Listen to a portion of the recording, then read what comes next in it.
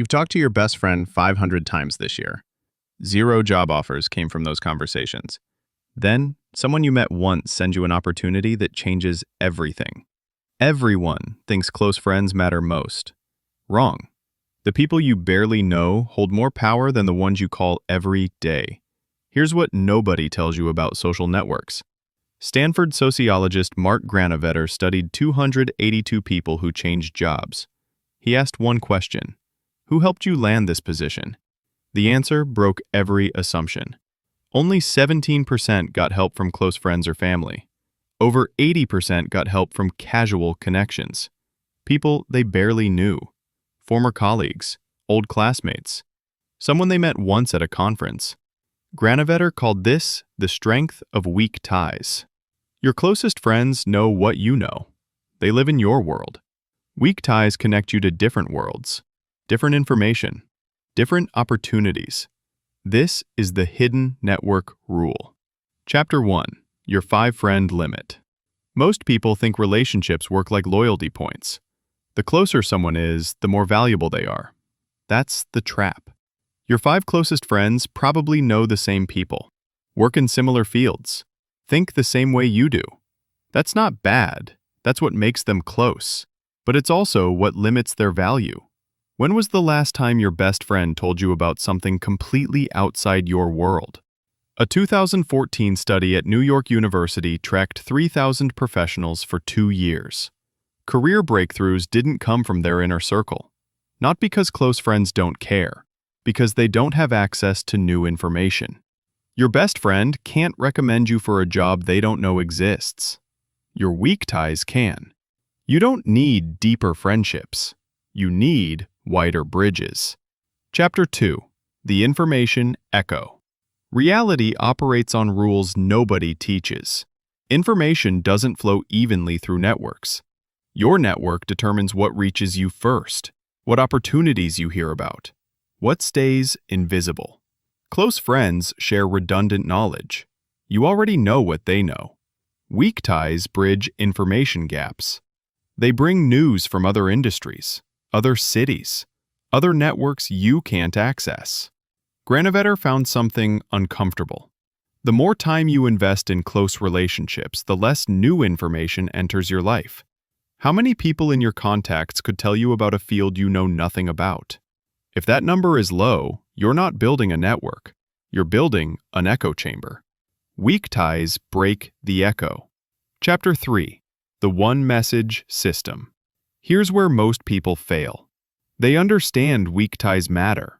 Then they do nothing. These connections don't maintain themselves. A Harvard Business School study tracked 16,000 executives for 5 years. The ones who advanced fastest did 2 things differently. First, they stayed visible to weak ties. Low-effort contact. One message every few months. No deep conversations, just presence. Second, they asked for introductions without hesitation. Most people think asking feels awkward. It does. That's not the problem. That's the design. Weak ties expect occasional requests. That's how networks function. What's harder, texting your best friend or someone you haven't spoken to in a year? The second one. But that's the one that moves you forward. You're not using people, you're activating network bridges. The formula is simple. One message per year keeps a weak tie alive. One favor every 2 years keeps it active. Chapter 4. The 50/5 rule. Your brain can't go back after this. 50 weak ties maintained annually create more opportunity than 5 close friends maintained weekly. Not because weak ties are better people, because they connect you to 50 different networks instead of one. A 2019 study in Science followed 20 million LinkedIn users.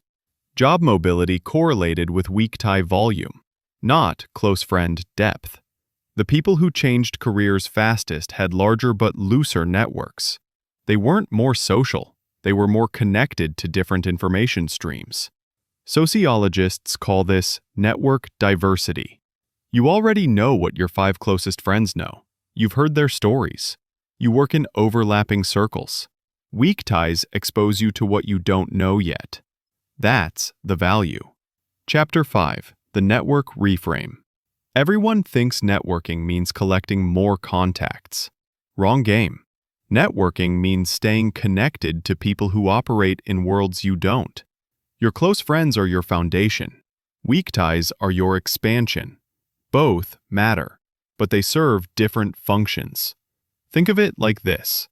Close friends keep you stable. Weak ties keep you moving. The opportunities that change your life don't come from people who know you best. They come from people who know different things than you do. Every conversation with a close friend reinforces what you already believe. Every conversation with a weak tie introduces something new. You've been optimizing for the wrong variable. So, what changes? You stop measuring relationships by time spent together. You start measuring them by information diversity. Your close friends anchor you. Weak ties expand you. The next job offer won't come from your inner circle. The next breakthrough idea won't either. They'll come from someone you barely know who exists in a different network than yours. Every month you ignore weak ties is a month you stay in the same information loop. The best time to send that message isn't when you need something. It's right now. Want to check your network diversity? I've put a 60-second network test in the comments. It'll show you exactly how many bridges you have to different worlds. If this changed how you see relationships, let me know which weak tie you're reaching out to first. And subscribe if you want more hidden systems like this.